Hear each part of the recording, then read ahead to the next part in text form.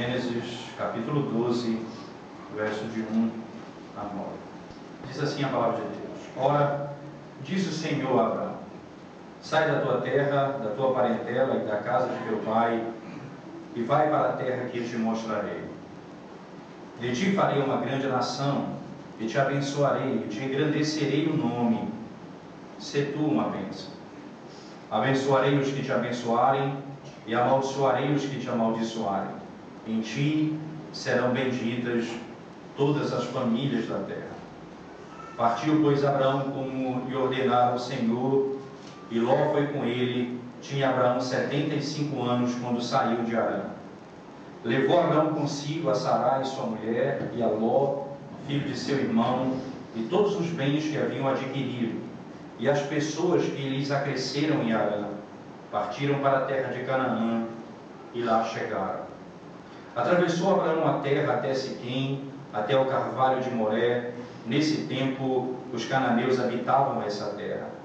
Apareceu o Senhor a Abraão e lhe disse: darei à tua descendência esta terra. Ali edificou Abraão um altar ao Senhor, que lhe aparecera. Passando dali para o monte ao oriente de Betel, armou sua tenda, ficando Betel ao ocidente, e Ai ao oriente. Ali edificou um altar ao Senhor e invocou o nome do Senhor. Depois seguiu Abraão dali, indo sempre para o Negueb. Vamos orar, irmãos. Graças nós te damos, Senhor, por tua santa palavra, pela bênção de podermos ouvir a tua voz. Te pedimos, Senhor, mais uma vez, desvenda os nossos olhos, desvenda o nosso entendimento, Senhor, a fim de podermos ouvir e entender a tua voz. Em nome de Jesus nós oramos. Amém, Senhor. Amém. Chegamos no início daquilo que vai ser chamado a história patriarcal, quando sempre a referência, a partir de agora, vai ser ao Deus de Abraão, ao Deus de Isaac e ao Deus de Jacó. Por isso, alguns, quando vão analisar o livro de Gênesis, têm a tendência de preterir os 11 primeiros capítulos do livro de Gênesis e entender que a história, de fato, da redenção começa aqui no capítulo 12. Foi muito bom no meu entendimento, a nossa caminhada até o capítulo 11, quando podemos ver que o que nós vamos aprender a partir do capítulo 12 já fora de forma de semente, ensinado nos 11 primeiros capítulos do livro de Gênesis. O que muda a partir de agora não é, em hipótese nenhuma, o teor da mensagem, mas o que muda a partir de agora é o que nós chamamos de o programa salvífico de Deus, a agenda programática de Deus. Elementos que fazem parte de um programa redentivo que são fundamentais para a salvação estabelecida na história da redenção. Abraão foi chamado dentre os cananeus. Ele foi tirado do meio dos gentios. Ele foi tirado do meio dos adoradores de falsos deuses. Ele foi tirado do meio de uma nação idólatra e politeísta, para servir ao único e verdadeiro Deus. Essa imagem, ela é importante porque ela sempre vai remontar ao momento da criação, quando Deus chama as coisas à existência do nada, quando o nada elas eram, quando elas não tinham existência, não tinham ser, não tinham identidade, Deus as chama à existência. E nós vamos perceber que nesse capítulo 12, a primeira parte que nós lemos, quem fala é Deus. Assim como na criação, apenas Deus fala aqui. Se você olhar comigo, prestando atenção nesse ponto, verso 1, ora, disse o Senhor a Abraão, e sempre no imperativo, como ele fazia na criação, como ele fez na criação: sai da tua terra, da casa do teu pai, no meio da tua parentela, e vai para uma terra que eu te mostrarei. E como na criação, quando Deus disse, haja luz, e houve luz, aqui também aconteceu da mesma forma. No versículo 4, início do verso 4 diz, partiu, pois, Abraão, como Deus lhe havia ordenado. Disse Deus, sai do meio da tua casa. E ele fez exatamente como Deus havia ordenado.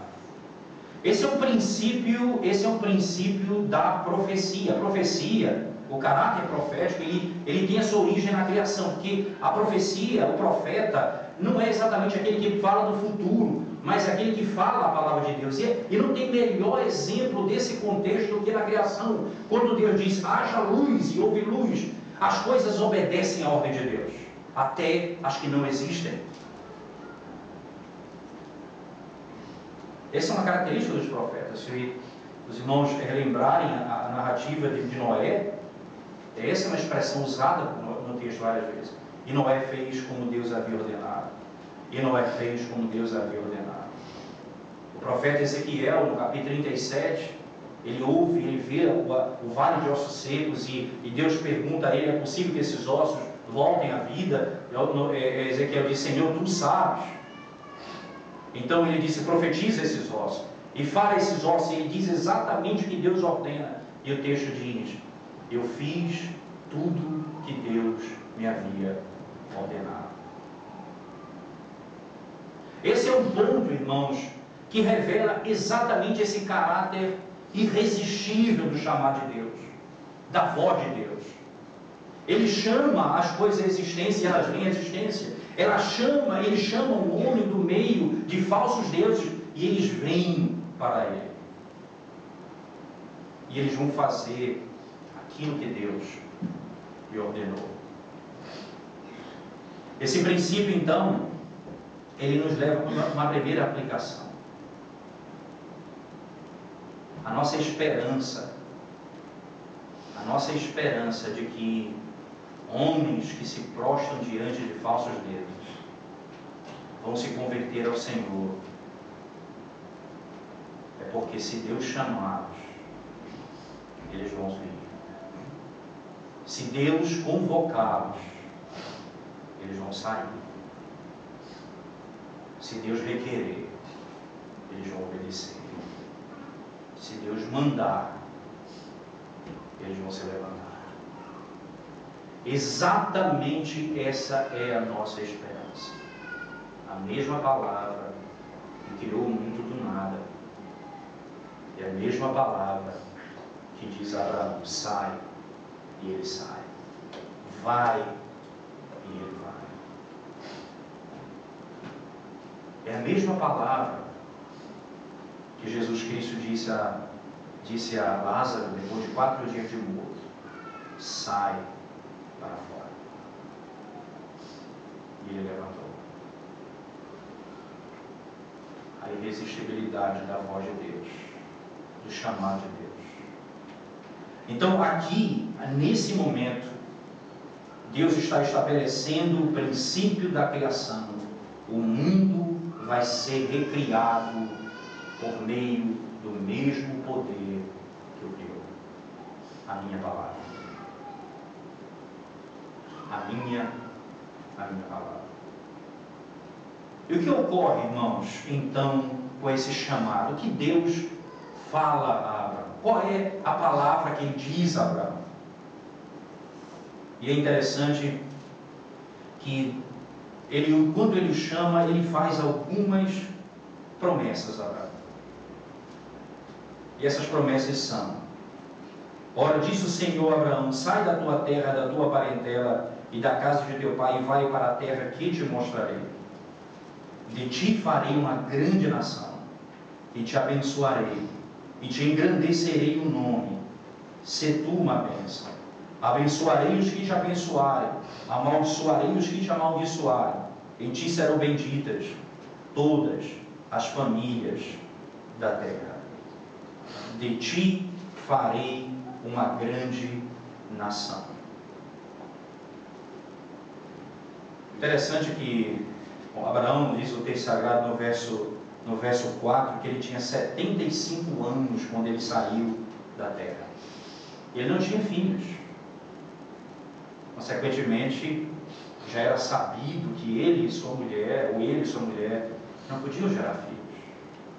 Ela era estéril. Já era sabido, eles não tinham filhos. Mas a promessa de Deus é: eu vou fazer de você uma grande nação. Mais uma vez, a promessa naquilo que é humanamente impossível. É impossível ao homem, uma mulher estéril, sem a tecnologia dos dias de hoje, gerar um filho. Mas foi prometido que ele seria pai de grande nação. Diz o texto: e te abençoarei e te engrandecerei o nome.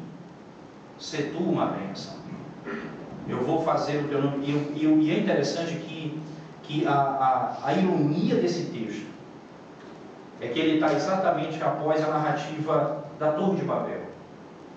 Quando no versículo 4 do capítulo 11 é dito: disseram: vinde, edifiquemos para nós uma cidade e uma torre cujo topo chegue até aos céus, e tornemos célebre o nosso nome, para que não sejamos espalhados por toda a terra.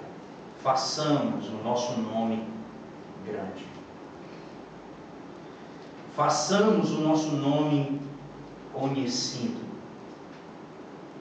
E no capítulo 12 Deus diz: eu farei o teu nome grande.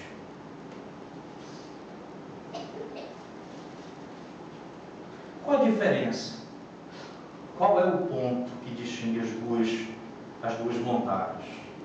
A primeira e essencial delas: o homem queria fazer o seu próprio nome grande, a outra, Deus faria o nome dele grande. Só aí já tem toda a distinção. Uma é a vontade de ter um nome grande, um nome exaltado. A outra é Deus exaltar o meu nome. Daí vem a expressão veterotestamentária: não sejais sábios aos seus próprios olhos.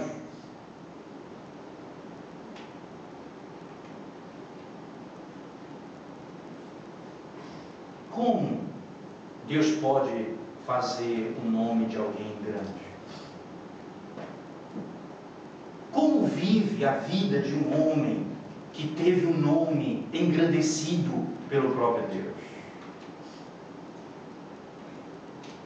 Distintamente dos da Torre de Babel, que queriam fazer um nome grande por si mesmo, que teriam um nome elevado entre as nações, reconhecido entre todos. O motivo deles era egoísta. O motivo de Deus em fazer o nome de Abraão grande se revela no texto. Primeiro, quando Deus faz o nome de alguém grande, este obedece a sua voz. Ele faz aquilo que Deus ordena. Verso 4, logo em seguida: partiu Abraão como Deus lhe ordenara. A obediência é uma característica fundamental daqueles a quem Deus torna um nome grande. Segundo, adora a Deus. Não constrói cidades, não constrói muros, não constrói torres, não constrói fortalezas para si, não constrói proteção para si mesmo. Ele constrói altares para Deus. Veja o texto comigo, por favor. Verso 7. Apareceu o Senhor a Abraão e lhe disse: darei à tua descendência esta terra. Ali edificou Abraão um altar ao Senhor que lhe aparecera. Ali ele edificou um altar ao Senhor. Ele não construiu uma torre, ele não construiu uma fortaleza, ele construiu um altar.